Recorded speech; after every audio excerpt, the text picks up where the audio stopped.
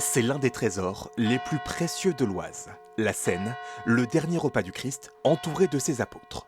Vous connaissez sans doute l'œuvre de De Vinci, mais la version picarde vaut aussi le coup d'œil, car elle est inscrite au monument historique. Quand elle vient à la messe, Dominique prend toujours autant de plaisir à l'admirer. Pour moi, c'est une grâce d'avoir ça, c'est une chance. Alors c'est une fierté parce qu'elle est belle et que j'aime cette église et que je suis contente qu'elle...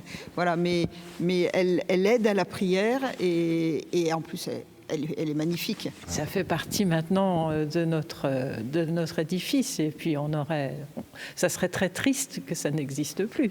Une inquiétude de plus en plus forte chez les paroissiens, car l'œuvre est en bien mauvais état.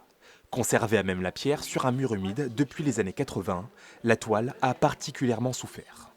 Des trous directement sur la toile. On peut voir ces traces d'humidité qui dessinent pratiquement un second motif qui sont particulièrement préoccupantes pour cette œuvre. Et donc, il y a un risque de dilution du motif si on n'intervient pas, notamment sur ces traces d'humidité.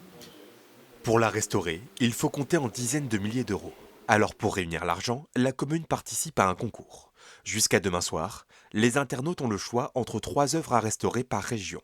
Et le grand lauréat empochera 8 000 euros, une aide bienvenue pour la mairie. Parfois, des subventions des collectivités ou de l'État sont également versées afin d'aider à la restauration, mais le reste à charge qui incombe aux propriétaires, à la mairie propriétaire, reste important. D'où l'intérêt du mécénat et du mécénat d'entreprise. Si la Seine l'emporte, elle pourrait retrouver son éclat d'origine. Et dans tous les cas, elle aura gagné un gros coup de projecteur.